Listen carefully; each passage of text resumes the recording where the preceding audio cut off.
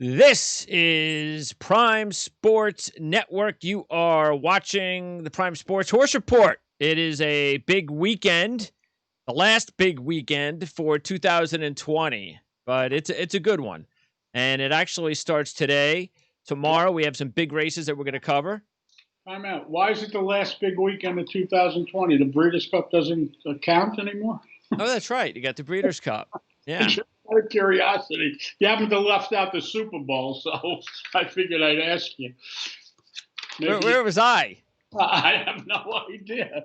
You had a brain lapse, or a brain freeze, whatever it is. Yeah, I guess I was already thinking this was Breeders' Cup weekend. Yeah, well, not quite. Because it usually is the time of year for Breeders' Cup weekend, not the Preakness. Right, but it's definitely not. But it's a bonus because we get the Preakness this weekend. We get the Keeneland opening up this weekend, and we're going to have the Shadwell Turf is our first race.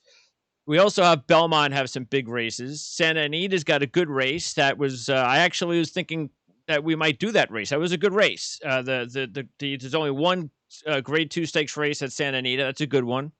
So there's a lot of good races this weekend.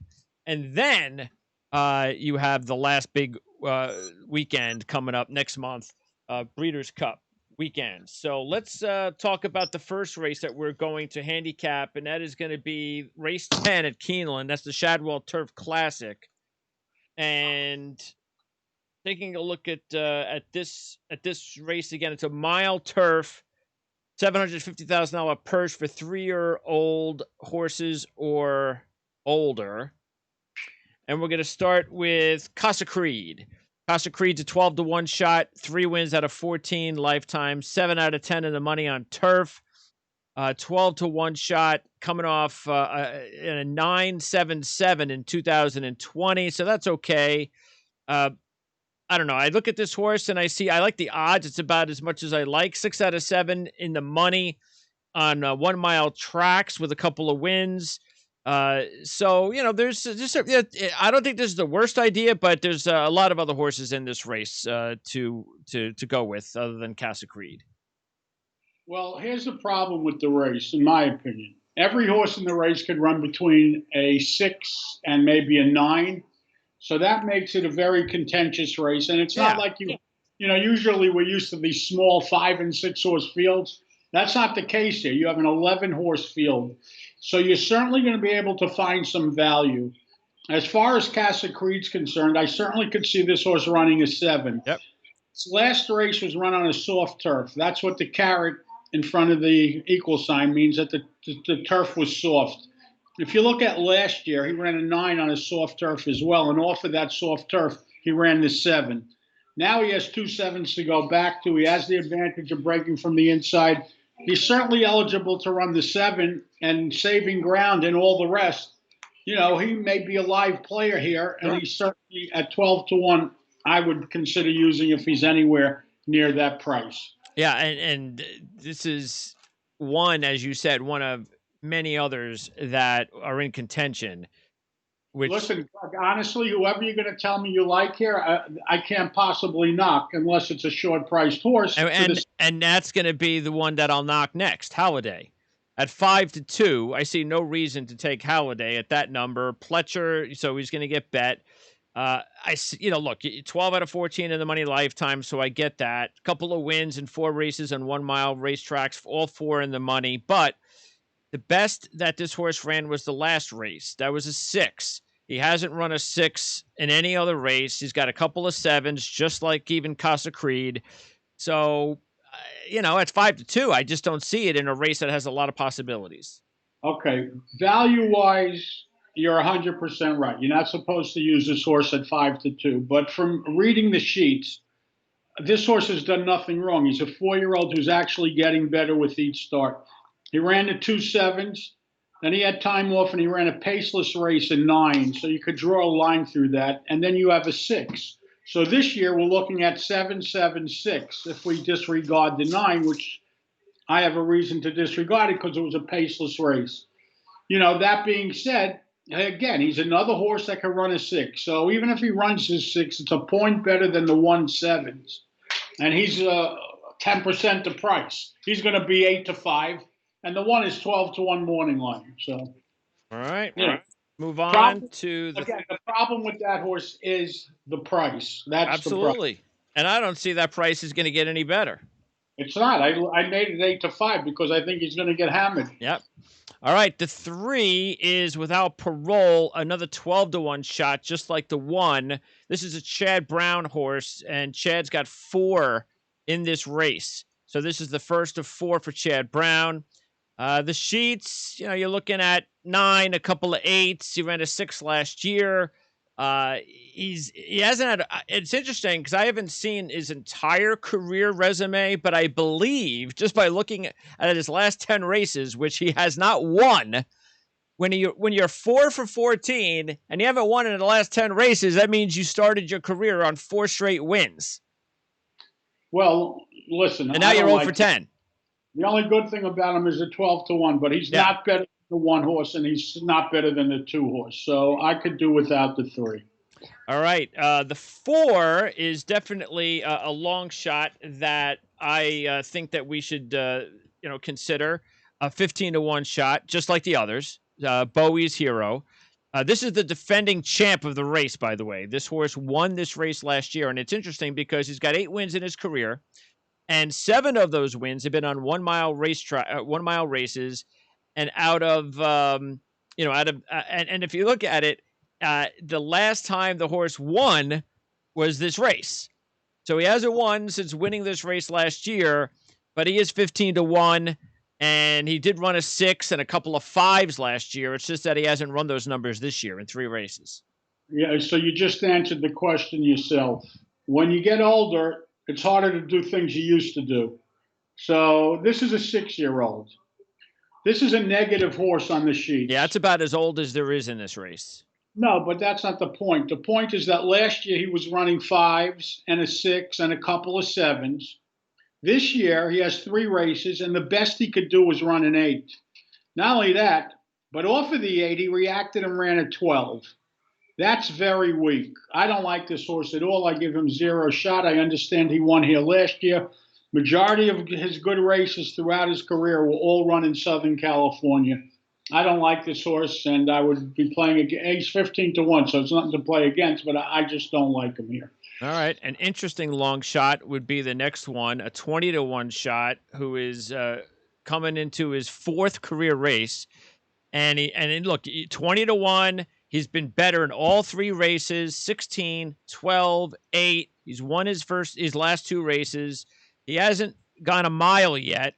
But you're getting 20-1 on a horse that gets better and better. So I guess the only question is if you believe that he can continue to get better now that he has to stretch it out to a mile. Not my kind of horse. No races at 2, no races at 3. Didn't start racing till the age of 4. Has never been 2 turns. He's off a 4-point new top last time out, even though he won. That was at Kentucky Downs. Completely different layout. Kentucky Down, they run up and down hills there. I don't like this horse at all. What do we know? Tell me a little bit about the background of the trainer, Brendan Walsh. He's a good trainer. He's a Kentucky trainer, and he wins races. All right, the 6 is Raging Bull, a 6-1 shot. This was one of my top horses. Not going to be my top pick, but this was a horse at 6-1. I love the number there. You got Rosario Brown combo. He's got 1 win out of 3 at Keeneland, 6 wins lifetime. I don't like him going in the opposite direction this year, though. 4, a 6, and a 9. So we want it the other way.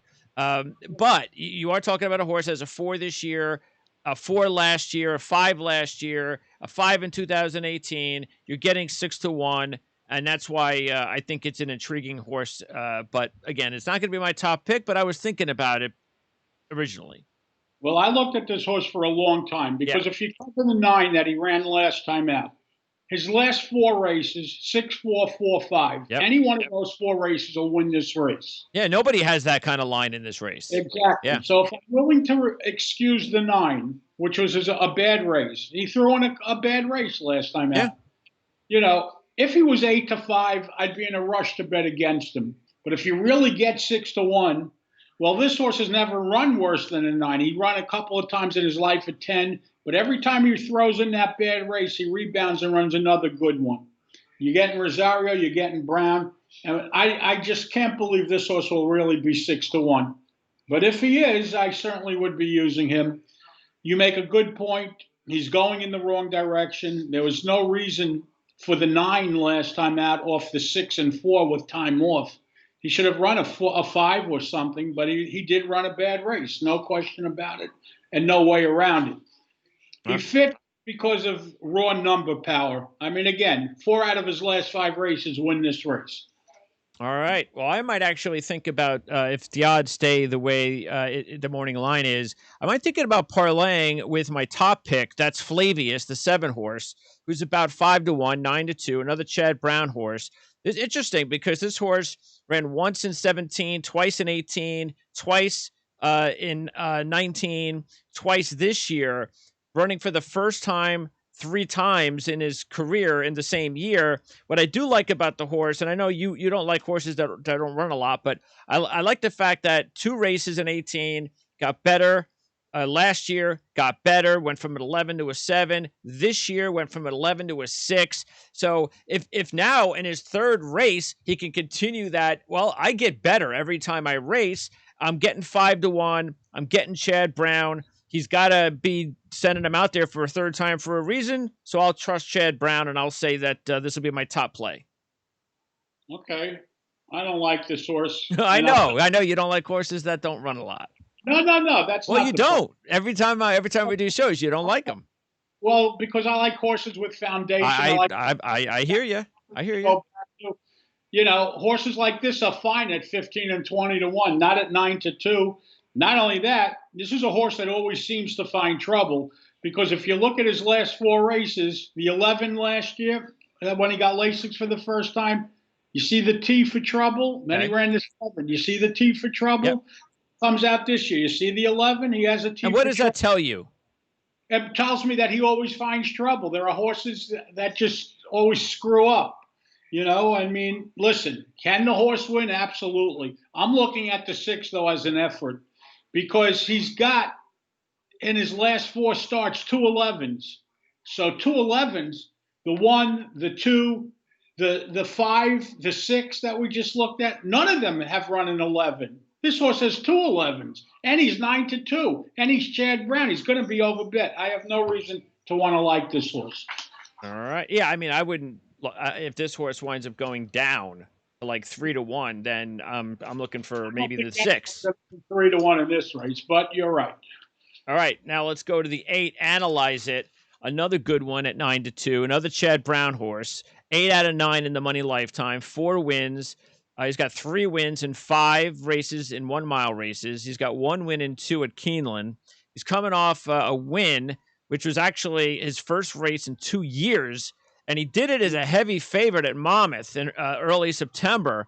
So, I mean, you applaud the horse for being off for 2 years and winning as a heavy favorite, but he only ran a 10. This was a pretty good horse a couple of years ago when he ran a 6, a 4, a 5, but something happened to him. But when you handicap a horse like this that's been off for 2 years, he went out, first race, a 10, nothing to sneeze about, but he got the win. Do you say, hey, all right, well, I didn't bet him in that race, especially as a heavy favorite. Now maybe this race because he's 5-1. Well, the problem I have with this horse is it's kind of reading into people's intent. And, you know, this was Chad Brown. Chad Brown was at Saratoga the entire Saratoga meet. He was here, and he had horses up here in Saratoga. And this horse, he shipped to Monmouth.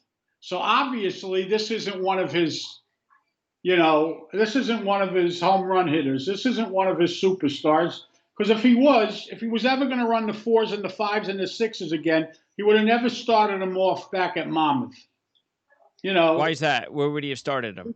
He would have started him in Saratoga. Okay.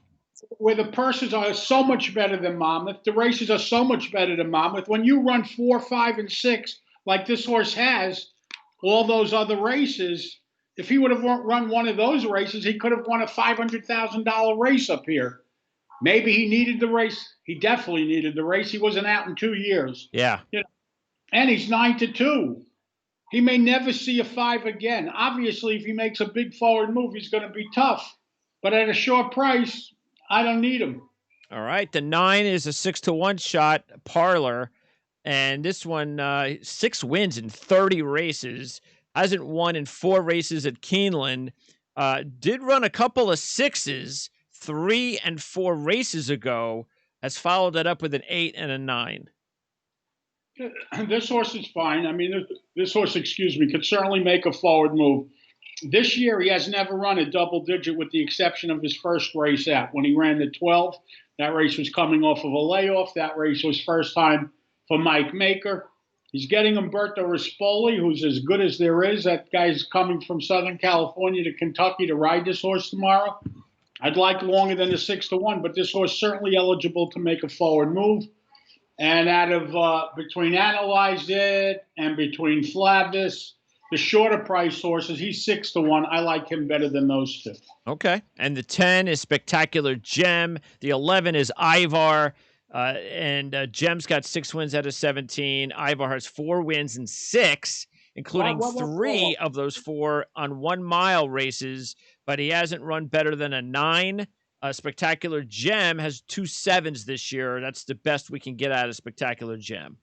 Well, that's not true because Spectacular Gem is a 4-year-old who has a license to improve, and he's getting better. 7, 9 on a double dot soft turf, and then comes right back to the 7. This horse has a shot to run a new top tomorrow. He's 15-1. He has recency. He runs. He's now making his 4th start in this cycle. This is not the worst idea in the world at a big price. As far as Ivar is concerned, 3 starts. He traced better than the previous one, but unlikely to see him make that big forward move. So, recapping the race, I'm going to take a shot with the 1 at 12-1 that he comes back to the 7s. The fact that he's breaking from the inside, even if he runs a 7, it's like a 6 or a 5 because other horses are going to lose ground and this horse is going to save ground. I think the 1's a pretty good play here.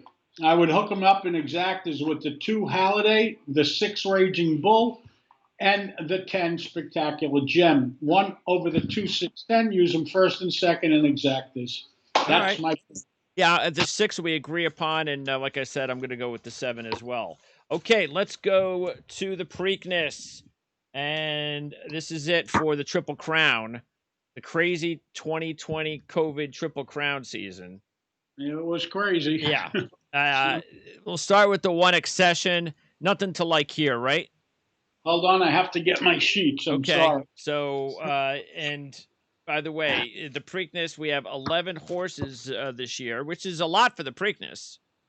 Yeah. Usually at the second race. The Triple Crown, too bad. It seems like there's always 8 or 9 horses in the Preakness. I don't know. It just seems that way. But now, different 3rd race out of the 3. And, of course, see, I mean, when I was looking over this race, to me, I think it's going to be, and we'll go one by one, but I think it's going to be about whether or not you think a horse can get that magic number 5, because that's what the 2 favorites, Art Collector and Authentic, have been able to do. So if you think your horse can get a 5 in this race, I think that's going to be the magic number. Those are the 2 favorites. You also have Swiss Skydiver, the filly, who's entered this race. I think a 7's going to win the race here. I don't think either. A disappointing Preakness. Well, I don't know if it's only disappointing if you bet the favorites and you're looking for a 5. All right. Well, I hope so. I'd like to get an upset here if we can, but we won't be getting the upset with Accession at 30-1.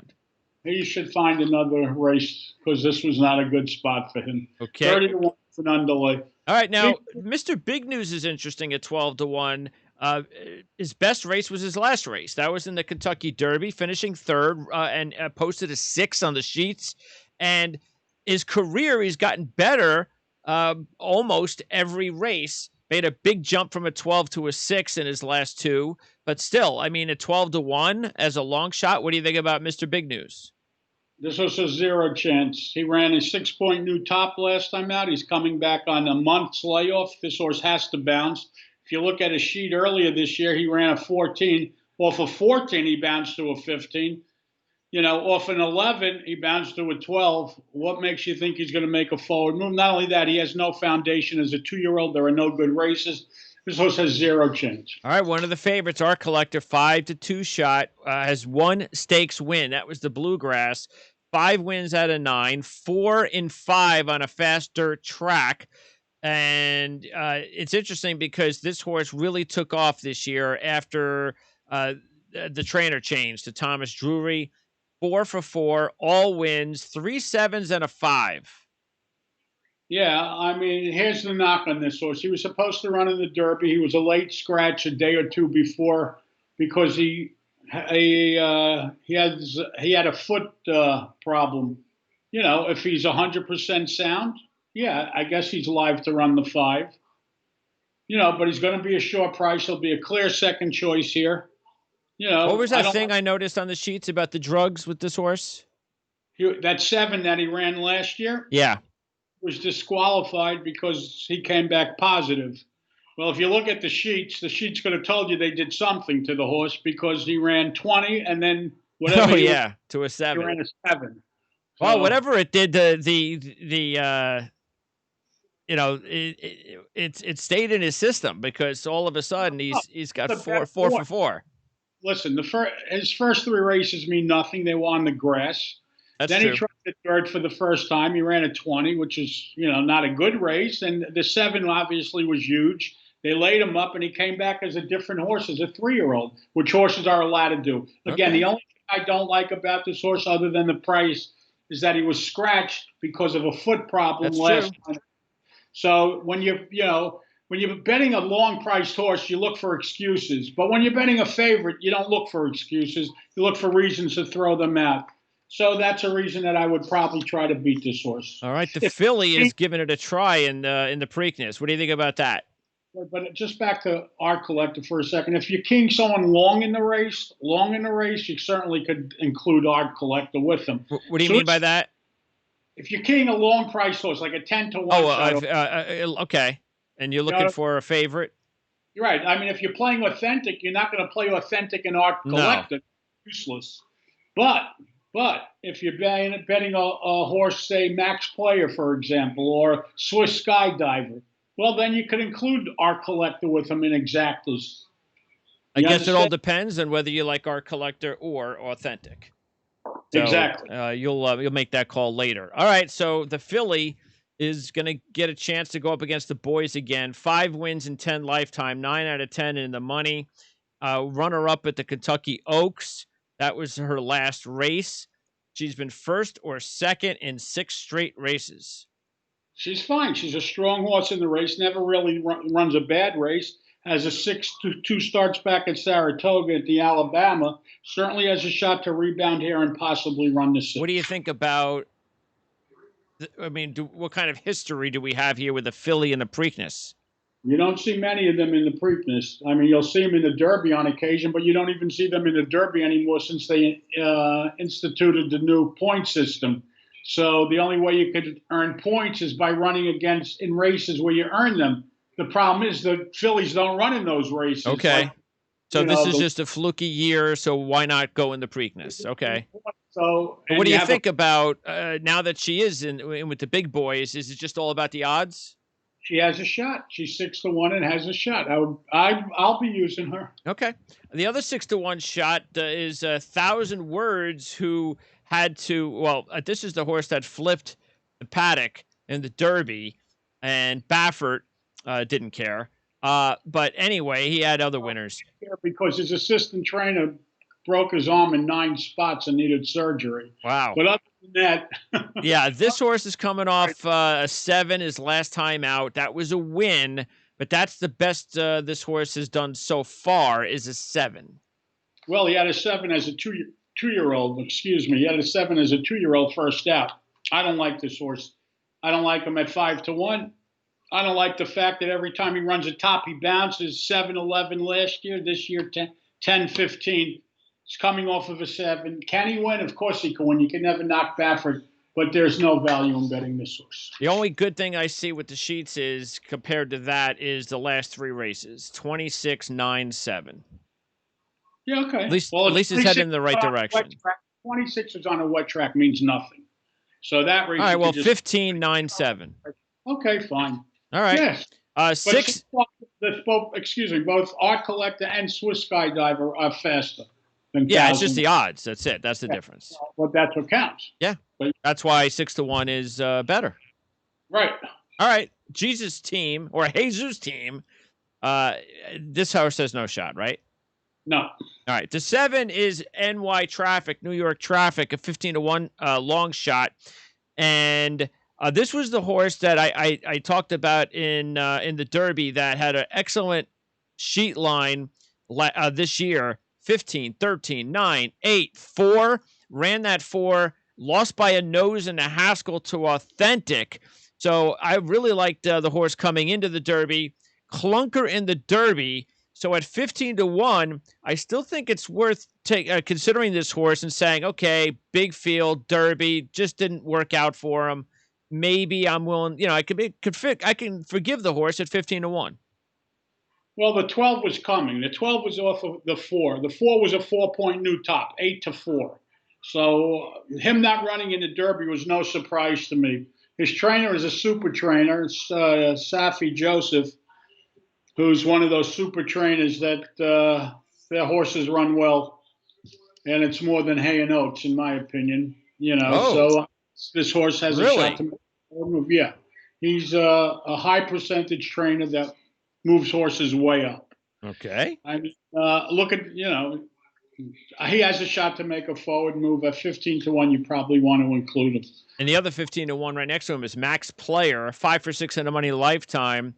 5th in the Kentucky Derby. That was the first race with Asmussen taking over for Linda Rice. This year, you got a 9, an 8, a 7, and a 9.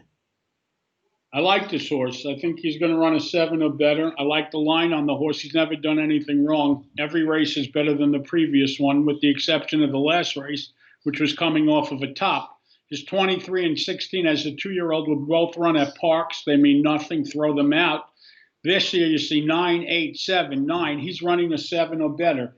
You were talking about horses, you're going to need a 5. Well, if you're going to need a 5, then you can bet against him, because I don't think he's ready to run a 5.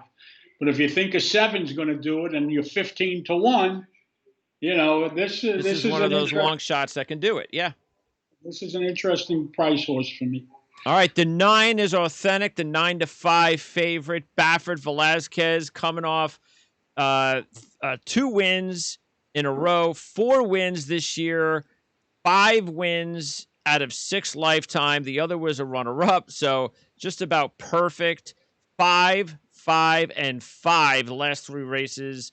This is the horse to beat.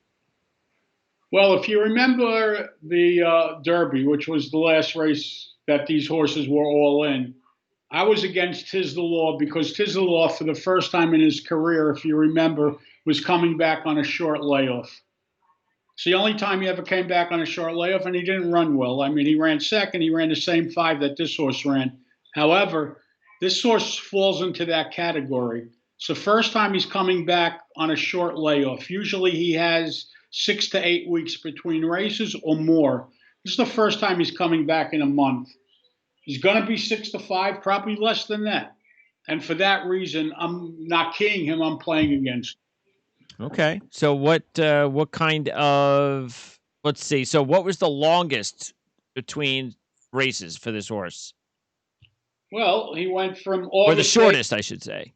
The short, I don't see any short races. I see there's always time between them. Yeah, June to August, January, February is 3 months. Yeah. March, April, May, June. Okay, yeah. So June, July, August, September. Yeah, it's a big. It's a lot again, to ask. When you're betting favorites and you want to try to beat them, you try to find excuses. Absolutely. Is this the best horse in the race? Probably he is the best horse in the race. That doesn't mean he's the best horse in the race tomorrow. Well, what do you think then with the 2 favorites, Authentic and Our Collector? Well, that's why it's a little interesting to me, the race, because I would key a horse like Max Player, who I think is going to run. No. I just want to. We're not done yet. I want to ask you about Authentic and Our Collector only. Okay, well, it's a toss-up. It's a close one. Obviously, I'd rather be betting Baffert than Tom Drury. He's not a high-profile trainer. That's true. That's kind of where I'm going. That's why I like Authentic with a couple of long shots, but I wanted to get your opinion on that too, obviously. again, there's no room to play authentic in our collector. Can they run 1-2? Of course they could run 1-2, but say it's a big race. Yeah, there's going to be a lot of money bet. You're supposed to try to split the favorites, and All right, let's go with the 10 and the 11. Pneumatic and Live Your Beast Life. Either one of these horses you interested in? Well, Pneumatic is a little slower, but the line is nice. 8, 9, 9, 8. He's got time off. He could run the 8 or better, but he's breaking. Only got 5 races, so yeah, he only has 5 races. He's lightly raced. The knock on the horses, he has no races as a 2-year-old, so that's a bit of a problem. You always like to see horses that have some sort of foundation as a 2-year-old. He's better, definitely better than the 11. Yeah, the 11 has no shot. But this horse, the 11's never run a single digit. Why am I going to bet the 11? Okay, so go ahead, break down your pick for the Preakness. I'm keeping the 8 horse Max Player and Exact is first and second with Art Collector, Swiss Skydiver, New York Traffic, and Authentic. 8 with 3, 4, 7, and 9. 3, 4, 7, 9. So you want the long shot to come in, which is Max Player. He has to run first or second with any of those horses in order for me to win. Yeah, because I'm doing 7, 8, 9, so I'm kind of in the same boat. I'm gonna go with Authentic, but I'm doing the 2 long shots, New York Traffic and Max Player. Okay, let me just say one more thing. Obviously, you're not going to have the same amount on. You'll make weighted. You'll bet exact as according to price. Like you don't need as much on 8, 9 as you do on. You don't need as much on 8, 10 as you would on 8, 9. 8, 10 you could play for a $2 box, and 8, 9 you may want to play for a $5 box. And the same thing with Art Collector because those are the shorter ones. Yep. So you don't have the same thing with Pneumatic, who's going to be 30 to 1. You know what I'm saying? Sure. You could have a more exacted that way. Yeah, because the 7 and the 8 would obviously be a huge payout. Exactly. All right, sounds good. So as far as the schedule is concerned, by the way, again, like I said, it's going to be a huge weekend, not just ending on Saturday, because you have 3 Breeders' Cup Challenge races at Keeneland on Sunday and 3 other stakes races on Sunday at Belmont. But next week, looks like we're going to be busy again because you got the Queen Elizabeth Challenge Cup at Keeneland. That's a Grade 1. And we have 4 Grade 1 Breeders' Cup Challenge races from Belmont next week. Sounds good. So we have another good month before things start calming down a bit. Yeah, we haven't been on in a month, so I needed to recharge my horse racing batteries. Yeah, about a half hour ago, you were putting us on a vacation. For the rest no vacation yet. All right, John, sounds good. Appreciate it as always. Thank you so much. Be good, my man. Thank you.